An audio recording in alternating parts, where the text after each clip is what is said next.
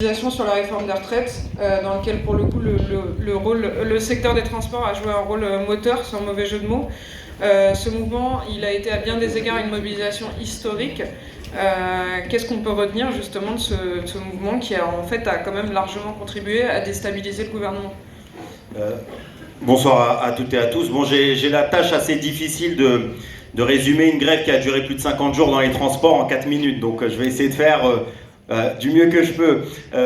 Effectivement, cette lutte contre la réforme des retraites, elle a été explosive, et pour comprendre pourquoi elle a été aussi explosive, notamment dans le secteur des transports, il y a une date pour nous qui est centrale et qui est clé. Cette date, c'est la journée de grève de 24 heures, le 13 septembre, à la RATP. Et cette journée, en fait, elle a été le symbole, en fait, d'un côté, d'une radicalisation importante de cette nouvelle génération à la RATP, qui nous rappelle justement cet effet que certains qualifiaient d'effet de gilet jaunisation, combiné avec la méthode de la grève. Et on a vu que la méthode de la grève, avec la combativité et la radicalité, et cette grève majoritaire, en fait, elle a pu paralyser Paris cette journée du 13 septembre. Et nos camarades de la RATP, ils n'ont pas fait que ça. Ils ont été moteurs et une locomotive, en fait, pour un certain nombre de secteurs, et notamment pour le secteur dans lequel je travaille, à savoir celui de la SNCF. Ils ont lancé ce mot d'ordre contre l'ensemble des directions syndicales. Pour celles et ceux qui se souviennent de ces images, c'est notamment ce slogan « En décembre illimité » qui a forcé et qui a imposé directement très tôt dans le paysage des préavis de grève illimités, chers camarades. Il faut savoir, par exemple, à la SNCF, notamment, le préavis de grève illimité Sudrail, il était déposé déjà au mois d'octobre, c'est-à-dire plus de 3 mois avant la grève. C'est quelque chose d'historique, et c'est la première chose qu'il faut comprendre pour comprendre ce mouvement de grève, et notamment cette date du 5 décembre, qui, malheureusement, de l'autre côté, on va dire qu'on a eu des bureaucraties syndicales qui, à l'image du mouvement des Gilets jaunes, et pour prendre un peu paraphraser Trotsky, n'ont eu que la lance à incendie pour rappeler à cette journée du 5 décembre. Il faudrait par exemple prendre l'exemple de Philippe Martinez, quelques jours avant le 5 décembre, au micro de Sud Radio, qui disait encore « Le gouvernement peut éviter qu'il y ait un 5 décembre ». Alors d'un côté, on avait le 13 septembre, des agents de la RATP chauds bouillants, déterminés à en finir avec la réforme des retraites, et de l'autre côté, des directions syndicales qui essayaient d'éviter au maximum. Et pour nous, dans cette réforme des retraites, il y a un élément qui est central, c'est celui de la trêve.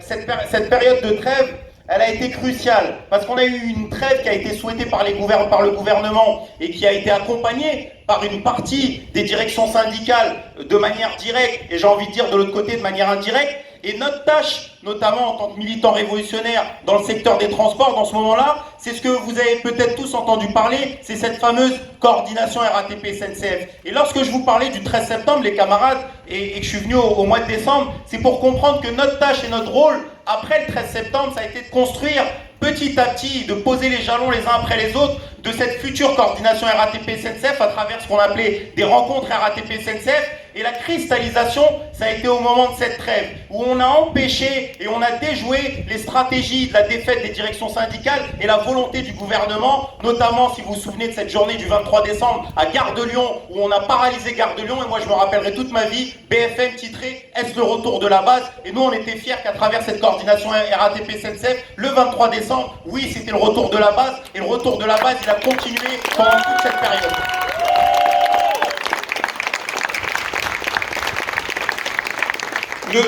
Le deuxième élément, c'est que cette coordination RATP-SNCF aussi, elle a permis de montrer notamment à toute cette nouvelle génération, pour qui c'était la première grève, la nécessité de l'auto-organisation, la nécessité de se coordonner, à la base, et également de faire l'expérience, la première expérience pour certains, du rôle néfaste que peut avoir la bureaucratie syndicale, que ça soit d'une part autour de la préparation des caisses de grève. Il y avait des camarades qui disaient « Moi, je savais pas c'était quoi une caisse de grève, mais pourquoi pendant 3 mois, on n'a pas collecté de l'argent pour être prêt ?» Parce qu'on savait qu'à un moment donné, on allait être rattrapé par notre soleil, notre frigo, et il fallait préparer des caisses de grève. Et lorsque ces camarades-là ont vu qu'il y avait des directions syndicales qui appelaient à la trêve et qui donnaient pas un centime, alors qu'elles avaient parfois des millions dans les caisses, ça a permis à ces camarades-là de faire des premières expérience d'auto-organisation.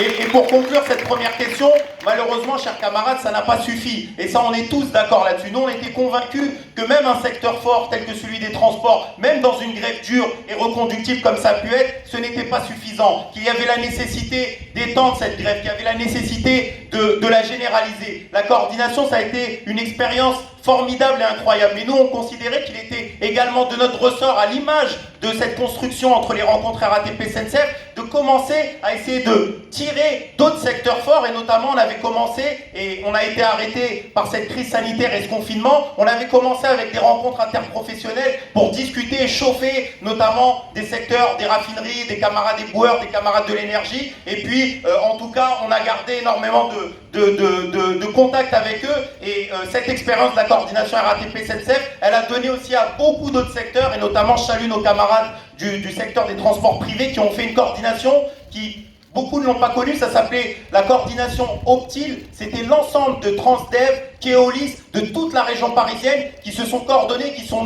venus nous voir dans une réunion de coordination RATP-SNCF et ils nous ont dit, les camarades, on a fait notre coordination parce qu'on a vu que si c'était possible à la RATP et la SNCF, et ben chez nous aussi dans le secteur privé, on était capable de le faire et ils ont réussi à le réaliser et on en est fiers.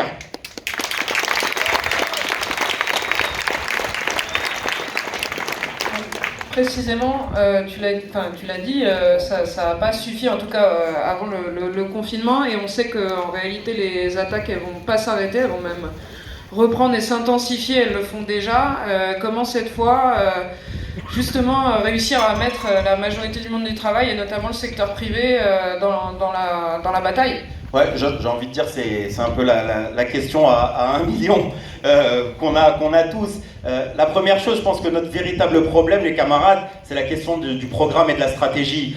Quand on regarde, ne serait-ce que sur les 4 dernières années, c'est pas de lutte dont on a manqué. On a vu que l'ensemble des secteurs de la classe ouvrière se sont mobilisés entre 2016 et 2020. On a eu la jeunesse et notamment le secteur privé. Si vous vous souvenez, on disait le Havre, c'est la capitale de la grève. Rappelez-vous de ce port du Havre et ce pont du Havre où il y avait des milliers et des milliers notamment de dockers et de grévistes. Et derrière, on a eu en 2018-2019 ce mouvement des Gilets jaunes qui nous a tous marqués, il nous a tous frappés. Et en 2019-2020, on a eu le secteur de la fonction publique notamment et des transports qui étaient présents. Et on peut prendre même jusqu'à la fin du confinement, à savoir les quartiers populaires et les plus précaires parmi nous, à savoir les travailleurs sans papier. Et je tiens à féliciter également les camarades de Fritchi qui ont mené une lutte exemplaire à ce moment-là. Et je pense que notre principale problématique, ça va être de proposer un programme loin de tout ce corporatisme de merde, j'ai envie de dire, qui divise et qui fait sortir chaque secteur les uns après les autres. Ça va être la première chose qu'il va falloir qu'on essaye de construire à la rentrée. La deuxième chose, ça va être la question de la stratégie, d'en finir définitivement avec ces stratégies de la défaite, ces grèves perlées, ces journées de grève saute-mouton et autres. Et je pense que le rôle notamment des révolutionnaires dans la prochaine période, ça va être de pousser au maximum partout où nous sommes présents les travailleurs à essayer de se doter des moyens de pouvoir, à l'image, j'en parlais de la coordination RATP-SNCF et du rôle qu'elle a pu jouer pendant la trêve, mais de se doter des capacités de pouvoir diriger demain les prochains mouvements. Et ça, c'est primordial pour nous les camarades, notamment ce sont les deux tâches. Mais j'ai envie de dire que plus largement, dans la prochaine séquence, les camarades, certains ont parlé de la crise du Covid et des conséquences autour de la crise économique, que ce soit dans l'aéronautique et autres.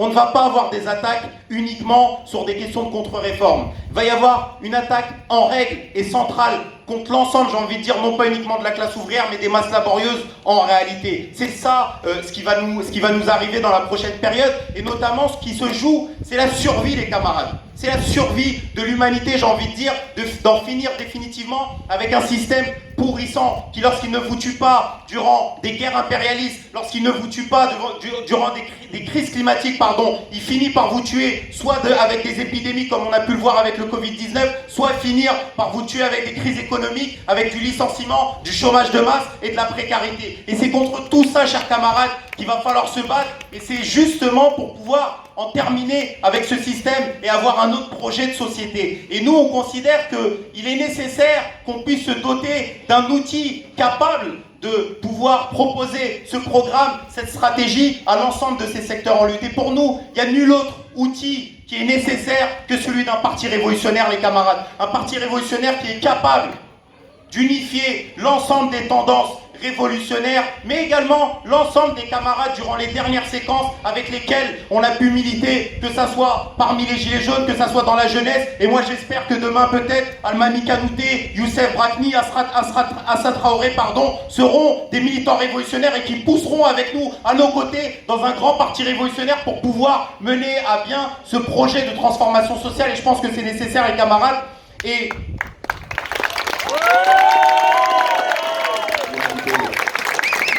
enfin, pour conclure, un mot pour rebondir un peu sur ce que disait Almami. Il parlait de séparatisme, mais en réalité, ça ne concerne même pas que les quartiers populaires et les personnes racisées. J'ai envie de dire, ils essayent tous de nous mettre dans l'eau. Mais il faut répondre une chose au gouvernement, que si le séparatisme, en fait, ça veut dire en finir avec leur guerre, en finir avec leur crise climatique, avec leur crise sanitaire, leur crise écologique, leur crise économique et autres, qu'ils le sachent que nous sommes marxistes, nous sommes révolutionnaires et on est déterminés à en terminer définitivement et à nous séparer, oui, de cette poignée de parasites. Merci les camarades.